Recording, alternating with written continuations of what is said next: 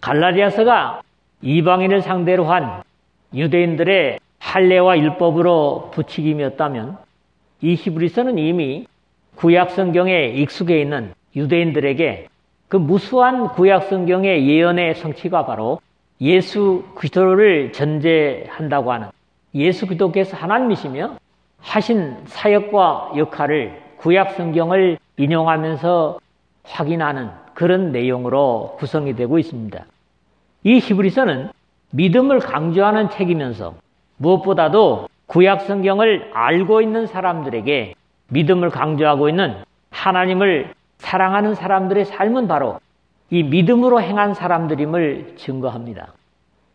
유대인들은 믿음이 있으되 예수 그리스도에 대한 믿음이 없기 때문에 결국 하나님의 은혜에서 끊어지는 것을 바울 사도는 로마서 9장, 10장, 11장에서 말씀하고 있죠. 그들이 믿음으로 행한 것에 대해서 논증하고 믿음 없는 것의 무익함을, 그들과 같이 우리도 복음 전함을 받은 자이나 그러나 들은 바 그 말씀이 그들에게 유익하지 못한 것은 듣는 자가 믿음과 결부시키지 아니함이라. 히브리서 4장 2절에 그렇게 경계를 합니다.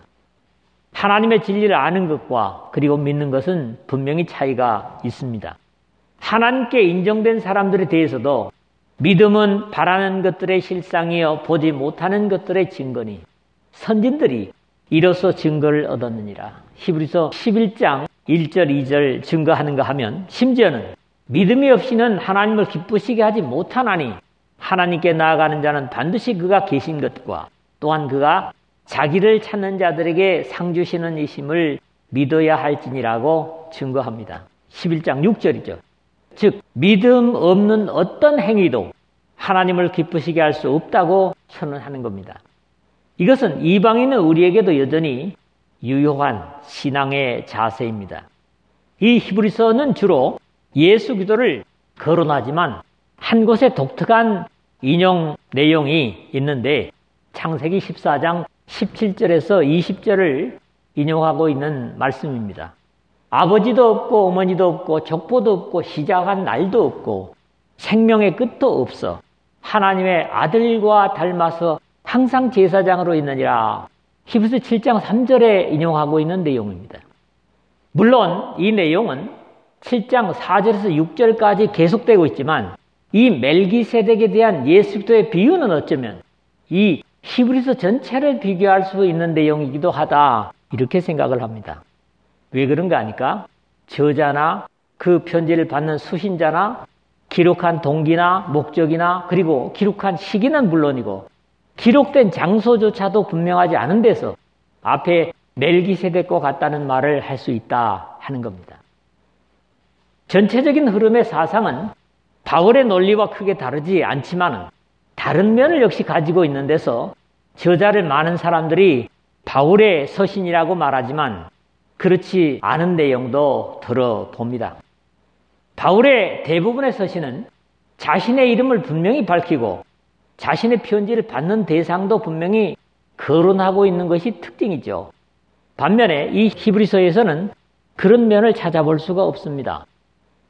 또 다른 면에서 바울 자신은 이방인의 사도로 부르심을 받았기 때문에 주로 유대인을 상대로 하는 이 서신에서는 자신의 이름을 굳이 밝히지 않는 것이라는 주장을 하는 성경학자들도 있긴 합니다만은 그렇게 설득력이 있는 것 같지는 않습니다. 바울의 편지들과 좀 크게 다른 부분을 예를 든다면 바울의 서신들의 통일된 내용은 예수 그리스도를 하나님과 죄인된 사람 사이의 중보자로 증거하고 있습니다. 그렇지만 예수 그리스도를 구약의 제사장으로 표현하는 이 히브리서의 가르침이 바울의 신앙과 다른 것은 아니지만 그의 서신들에서 볼 수 없는 내용이라는 데서 그렇습니다. 그럼에도 이 히브리서의 사상은 분명해서 시작부터 예수 그리스도는 하나님의 부르시는 천사와 비교될 수 없고 또 율법을 받아서 이스라엘 백성에게 전달했던 모세와도 비교될 수 없는 주님의 먼저 계심에 대한 신앙하는 사람들은 선지하신 분이라고 그렇게 말씀을 하기도 하지요. 우월성을 증거하는 모습을 봅니다. 구약성경 에스더서에서 보면 하나님이라는 명칭이나 또 야훼, 하나님의 이름이 한 번도 사용되지 않았지만 자기 백성을 돌보시는 하나님의 분명한 역사를 기록하고 있는 것처럼 분명히 복음을 증거하면서도 복음의 핵심이 되는 십자가는 동사로 6장 6절을 보니까 한 번, 그리고 12장 2절에 명사로 한 번 거론한 것 역시 히브리서의 특징이라고 볼 수 있습니다. 그런가 하면 복음을 거역하는 자들에 대한 경고도 다른 서신과 다르게 아주 직접적으로 강하게 경고하는 내용들을 볼 수 있습니다. 신약성경 중에 가장 아름다운 문체로 쓰여진, 그리고 믿음의 논리에 전혀 흐트러짐이 없는 그런 서신이죠.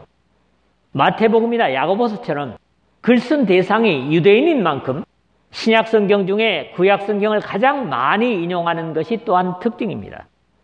직접적으로 인용하는 것과 또 상황을 인용하는 내용을 합쳐서 약 74회 정도이지만은 그 중에서도 예수 그리스도를 증거하는 데 있어서 시편을 20번씩이나 인용하고 있습니다.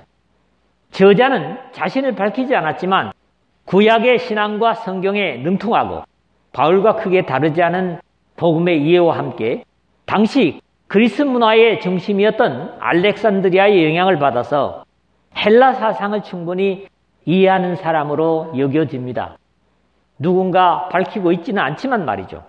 그렇기 때문에 이 히라보에 능통해서 아름다운 문장을 구사할 수 있었고 또 구약성경을 알렉산드리아에서 번역된 70인역으로 대부분 인용하고 있는 것도 이 히브리서의 특징입니다. 바울의 저작서를 주장하는 사람들은 이 히브리서의 저자가 바울과 늘 함께 동행하던 디모데와도 친분이 두터웠던 것으로 나타나기 때문에 바울이 쓴 서신이다 이렇게 얘기를 하죠.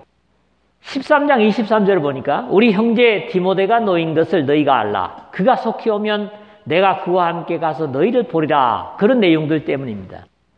내용을 대략적으로 정리를 하고 들어가겠는데 시작에서부터 예수 그리스도의 위엄과 품격을 거론합니다. 1절에서 4장 13절의 내용인데 계속해서 보겠습니다만은 예수 그리스도는 천사와도 비교될 수 없고 또 모세와도 비교될 수 없고 대제사장들과도 비교될 수 없는 인물로 묘사를 합니다. 만유의 후사시면서 육신이 되신 그리스도를 증거하면서 천사와 비교될 수 없는 존재로 이제 다음 주부터 봅니다만 1장 4절에서 2장 18절에 볼 수 있고요. 율법의 도구로 역할하였던 모세와도 비교될 수 없는 바로 율법을 주신 분으로 3장 1절에서 4장 13절에 주님의 존귀를 증언합니다.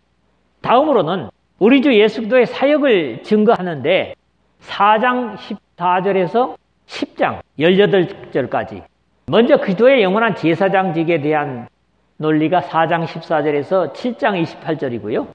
예수 그리스도를 통한 새 언약을 8장 전장에서 그리고 진정한 성소와 희생을 완성하신 그리스도를 9장 1절에서 10장 18절까지 순서적으로 증거합니다. 다음으로는 논리와 그 다음에 실천편을 얘기를 하는데 이러한 구원의 역사에 대한 믿음의 확신을 당부하고 이 신앙의 논리를 바탕한 그리스도인의 삶의 실천을 당부하는 부분으로 놀라운 은혜로 주어진 구원은 하나님의 영광을 위해서 살아야 당연함을 증거하는 내용이 이 마지막 부분입니다. 10장 19절에서부터 13장 25절인데요. 먼저는 이러한 구원의 역사에 대한 믿음의 확신을 당부하는 내용이 10장 19절에서 11장 40절입니다. 그러나 믿음의 삶은 끊임없는 믿음의 인내가 필요하다 하는 내용을 12장에서 볼 수 있고요. 그러한 실천을 위해서는 하나님께서 그리스도를 통해서 보여주신 사랑으로 행할 것을 권고하는 내용이 마지막 13장의 내용입니다. 이러한 전체 내용을 중심에서 기록의 목적을 정리하면 예수 그리스도를 믿음으로 말미암아 어려움을 당하고 있는 유대인된 그리스도인들의 신앙의 흐트러짐을 바로잡고 특히 하나님께서 예수 그리스도를 이스라엘에 기다리는 구원자 메시아로 세우셨음을 증거하고 이러한 그리스도교의 우월성에 확신을 주기 위한 것으로 이해됩니다. 오늘 보게 되는 첫 부분은 서론이면서도 어떤 선지자의 계시보다도 친히 오셔서 직접 말씀하시는 완전한 구원자이신 예수 그리스도를 선포합니다. 먼저는 불완전하지만 구약 성경의 여러 모양으로 자신을 사람들에게 알리시려고 하셨던 그림자로서의 계시를 인정하고, 물론 제 말씀에 주의할 것은 여기에 불완전이라는 표현은 하나님의 불완전을 얘기하는 것이 아니라 하나님을 알리는 도구로서의 불완전을 제가 말씀드리는 겁니다. 그럼에도 역사의 마지막에 드디어 예수 그리스도께서 직접 육신을 입고 이 역사에 오셔서 말씀하시고, 그 예수 그리스도는 바로 하나님께서 자신의 상속자로 세우셨을 뿐만 아니라 모든 만물이 사실 그리스도를 위하여 지어졌음을 증거하고 있습니다. 그리고 좀 더 구체적으로는 하나님의 영광을 아들이신 예수 그리스도에게 나타내시는데, 보이지 않으시는 하나님을 아들을 통해서 구체적으로 보이셨을 뿐만 아니라 주님의 말씀으로 만물을 운행하시고 붙드시며 사죄의 역사를 이루시고 영광의 하나님 우편에 승천하셨음을 말하고 있습니다. 물론 이러한 역사를 이루신 예수 그리스도는 이 땅에 반드시 그를 바라는 자들에게 다시 오심을 잊지 않고 증언하고 있습니다. 이와 같이 그리스도도 많은 사람의 죄를 담당하시려고 단번에 들이신 바 되셨고, 구속을 위해서 육신으로 나셔서 십자가로 지신 것을 말하는 것이고요. 구원에 이르게 하기 위하여 죄와 상관없이 자기를 바라는 자들에게 두 번째 나타나시리라. 9장 28절이죠. 먼저는 단 3절을 우리가 읽었는데요. 사실 히브리서 전체의 내용이 여기에 압축되어 있다, 그렇게 말씀드릴 수 있습니다.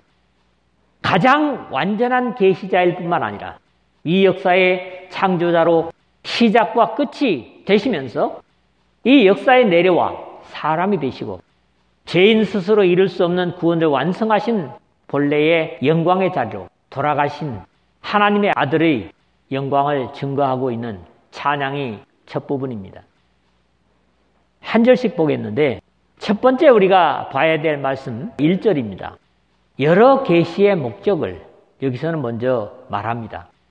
마치 요한복음 첫마당에 버금가는, 뒤에 가서 조금 인용하겠습니다마는 예수 그리스도의 절대성과 궁극성을 선포하는 것으로 들립니다. 절대적인 계시 자체이신 하나님의 아들을 일시적이고 부분적인 완전하지 못했던 과거의 계시와 대비시키고 있습니다. 과거에는 하나님께서 자신을 사람에게 알림에 있어서 참으로 다양한 사람들과 또 여러 가지 방법으로 나타내셨기 때문에 그것을 종합한다고 해도 사실 완벽하게 하나님을 이해하는 방법이 없었습니다. 마치 속담에 소경 코끼리 만지기라는 표현과 견질 수 있습니다. 하나님은 어떤 부분만을 따로 증거하기 때문에 그렇다는 거지요. 선택된 선자를 통하여 계시를 주셨지만 그 선자들조차가 여러 종류의 사람들이었습니다. 임금에서부터 뽕나무를 배양하는 사람까지 그 범위를 한정할 수 없을 정도로 다양했기 때문이죠.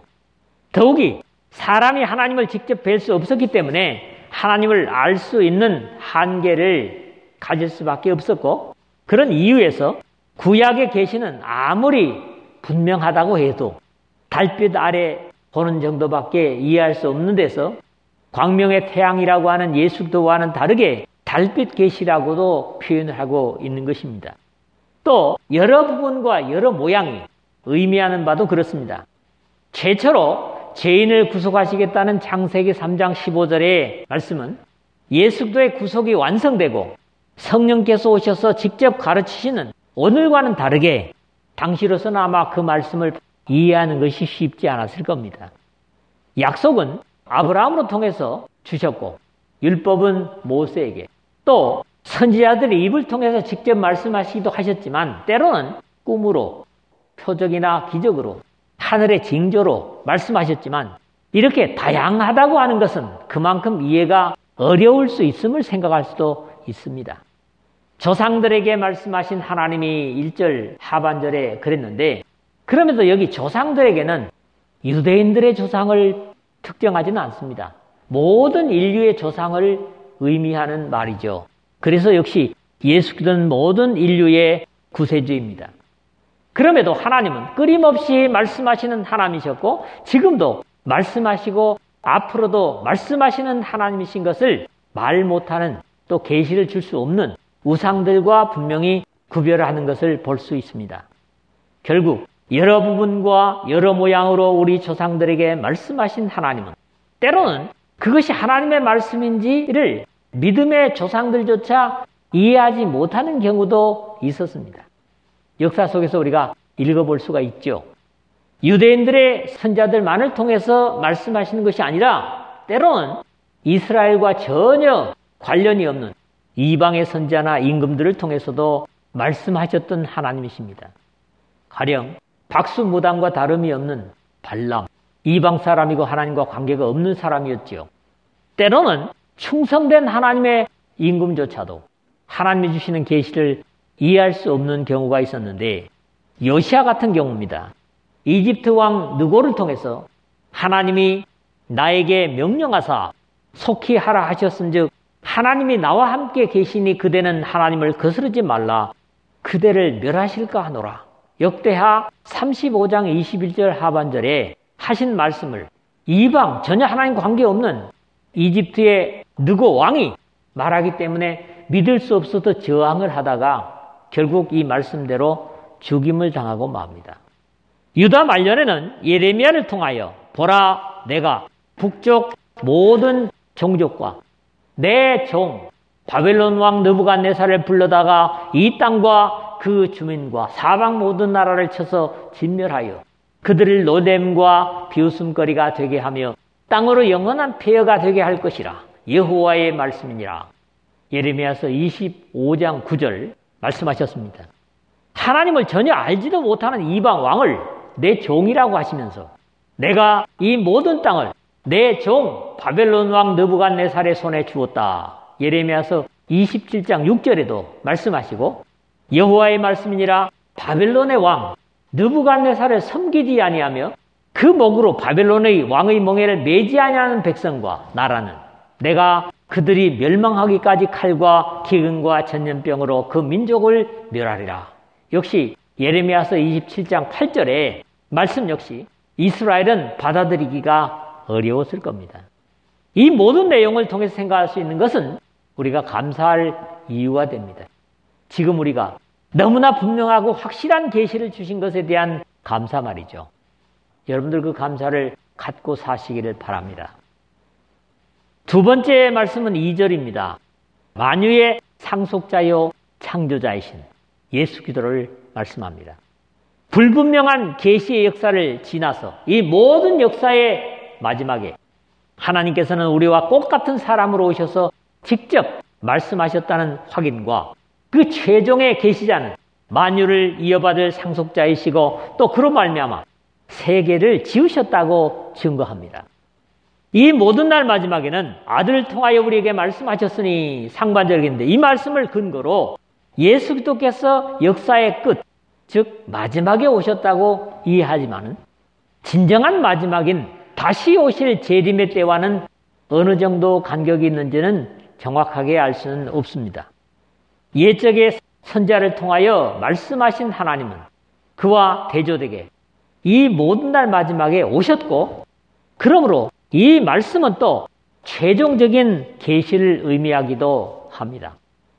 여전히 변함이 없는 한 가지는 우리 조상들에게 말씀하신 하나님이 아들을 통하여 우리에게 말씀하셨으니 함으로써 대상은 다르지만 여전히 말씀하시는 살아계시고 자신의 뜻을 끊임없이 나타내시는 하나님을 뵙는 겁니다. 그런 다음 마지막에 완전한 계시자로 오신 예수 그리스도의 품성을 해설하고 있죠. 이 아들을 만유의 상속자로 세우시고 또 그로 말미암아 모든 세계를 지으셨느니라. 어찌 보면 2절 하반절은 바울의 그리스도에 대한 증거와 다름이 없습니다.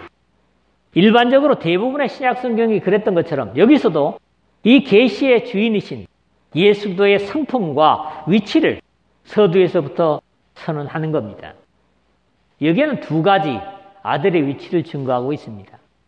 만유의 상속자로 세우시고 하는 것이 첫째지요. 상속은 당연히 아들의 권리입니다. 좋은 상속자가 될 수 없다는 논리들은 성경의 도처에 많이 기록되고 있는 사실이지요. 예수 그리스도께서는 구속의 역사를 완성하신 후에 제자들에게 하늘과 땅의 모든 권세를 내게 주셨으니 마태복음 28장 18절 하반절 하심으로써 하나님의 상속자 되심을 확인하신 바 있습니다. 두 번째로는 그로 말미암아 모든 세계를 지으셨느니라 했는데 창조의 근본이시요 원인 되심을 증거하고 있습니다. 동일하게 그리스도의 품격을 증거하는 요한복음 1장 1절에서 3절에 이 내용을 분명히 볼 수 있습니다. 태초에 말씀이 계시니라 이 말씀이 하나님과 함께 계셨으니 이 말씀은 곧 하나님이시니라. 그가 태초에 하나님과 함께 계셨고 만물이 그로 말미암아 지은 바 되었으니 지은 것이 하나도 그가 없이는 된 것이 없느니라. 그랬죠. 이 요한의 증거입니다. 바울을 통한 그리스도론을 역시 그의 옥중서신에서 같이 볼 수 있습니다. 만물이 그에게서 창조되되 하늘과 땅에서 보이는 것들과 보이지 않는 것들과 혹은 왕권이나 주권들이나 통치자들이나 권세들이나 만물이 다 그로 말미암고 그를 위하여 창조되었고 골로새서 1장 16절이죠. 그의 선자들을 통해서 간접적으로 증거했던 그리스도는 이제 직접 오셔서 그분이 상속자요 창조자 되심을 말씀하시고 확인하는 내용이 2절의 두 번째 말씀이었습니다.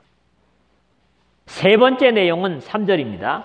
우주를 운행하시며 사죄의 역사를 완성하신 예수 그리스도를 논정합니다. 이 부분에서는 예수 그리스도의 품위와 사역을 보다 구체적으로 증거하고 있습니다. 빛이신 하나님의 영광으로 계시면서도 만물을 운행하실 뿐만 아니라 죄인된 인류를 위해서 십자가를 지심으로 사죄를 이루시고 영광의 보좌 우편에 올라가신 구세주로서의 역할을 강조하고 있습니다. 즉 그리스도의 사역을 인한 찬양의 고백을 드리고 있는 거지요. 이는 하나님의 영광의 광채시요 그 본체의 형상이시라 전반절에 그랬는데 하나님의 존재와 인격에 관해서 묘사할 때는 대단히 조심스러운 것은 적절하지 못한 표현으로 하나님의 영광을 가릴 수도 있기 때문에 저 자신 역시 그렇습니다. 그렇기 때문에 신령한 것들을 묘사하는 것은 조심스럽고 또 온전치 못합니다. 영광의 광채라든가 본체의 형상 같은 것들은 아무리 시적인 표현이라고 해도 사람의 언어로는 완전히 묘사가 불가능하다 이렇게 고백을 드리고 싶습니다. 과거 사람들이 눈으로 볼 수 없었던 하나님의 영광은 예수 그리스도를 통해서 비로소 볼 수 있게 되었습니다. 주님께서는 요한 사도를 통해서 예수께서 또 말씀하여 이르시되 나는 세상의 빛이니 나를 따르는 자는 어둠에 다니지 아니하고 생명의 빛을 얻으리라. 요한복음 8장 12절에 하심으로써 자신이 빛이실 뿐만 아니라 빛이신 자신을 따르는 사람들조차 어둠에 다니지 않는다고 빛을 약속하셨습니다. 예수도의 영광을 묘사한 저자는 이제 그분의 사역을 크게 세 가지로 거론하고 있습니다. 첫 번째로는 그의 능력으로 만물을 붙드시며 한 것인데요. 이 우주 만물이 저절로 돌아가는 것 같지만 사실에 있어서는 주님께서 붙들어 운행하고 계심을 증거하는 거지요. 만물을 운행하시는 도구는 바로 말씀인데 여기에 사용된 말씀은 우리가 일반적으로 신약성경에 많이 나타나는 말씀인 로고스와는 다르게 프레마라고 합니다. 말씀하신 말씀이에요. 주님의 선포된 말씀은 생명이기 때문에 능력이 있고 이미 선언하신 말씀으로 만물을 운행하시는 겁니다. 이것은 이미 만들어진 질서를 따라 운행하신다는 의미이기도 하지요. 이것은 창조시로부터 이 우주의 역사가 끝날 때까지 지속되는 예수 그리스도 하나님의 사역입니다. 그럼에도 우리와 가장 가까운 사역은 역시 두 번째와 세 번째입니다. 두 번째로는 죄를 정결하게 하는 일을 하시고 그렇습니다. 영광의 보좌를 떠나셔서 친히 사람의 몸을 입으시고 이 땅에 오셔서 십자가에서 온 인류의 죄를 대신 감당하신 전무후무한 사역은 우리에게 있어서 가장 귀한 예수 그리스도의 희생의 역사였습니다. 이렇게 이 땅에 내려오심이 죽음을 위하여 낮아진 것이라면 높은 곳에 계신 지극히 크신 이의 우편에 앉으셨느니라 하는 표현은 부활하여 승천하신 구속의 완성의 사역입니다. 만약에 예수 그리스도께서 대속의 죽음으로 사역을 끝내셨다면 사실 인류에게는 더 이상의 소망이 없었을 것입니다. 바울이 여기에 대해서 증거하는 내용을 살필 필요가 있습니다. 예수는 우리가 범죄한 것 때문에 내줌이 되고 이게 오셔서 결국 십자가에 죽으신 것을 말하는 것이죠. 또한 우리를 의롭다 하시기 위하여 살아나셨느니라. 로마서 4장 25절입니다. 범죄를 해결하시기 위하여 죽으시고 의롭다 인정하심을 받게 하시려고 살아나셨다고 그렇게 증거를 합니다. 그러므로 사역의 완료를 위하여 부활하셔서 높은 곳에 계신 지극히 크신 이의 우편에 앉으셨느니라 하신 것입니다. 특히 이 표현은 신약 성경에 그리스도의 승천에 반영되는 시편 110편 1절에 자주 인용되는 내용이죠. 높은 곳에 계신 지극히 크신 이의 우편에 앉으셨느니라는 표현은 거기서 끝나지 않고 주님의 희생을 통하여 살아난 거듭난 성도들을 위해서 누가 정죄하리요? 죽으실 뿐 아니라 다시 살아나시는 그리스도 예수시니 그는 하나님 우편에 계신 자요 우리를 위하여 간구하시는 자신이라. 로마서 8장 34절에 이렇게 지금도 은혜의 사역을 감당하고 계신 주님으로 묘사하고 있습니다. 말씀을 맺습니다. 과거에 여러 모양과 방법을 통해서 자신을 사람들에게 나타내신 하나님은 이 모든 날 마지막에 아들을 통하여 최종적인 계시를 주셨습니다. 그러므로 이제 기록된 구속의 역사 외에 더 이상의 계시는 없다는 믿음과 함께 하나님의 뜻을 가장 바르게 이해할 수 있게 하셨음에도 우리가 감사드려야만 할 것입니다. 그 마지막으로 계시된 예수 그리스도는 하나님 아버지의 상속자요 창조주 되시는 바로 하나님이십니다.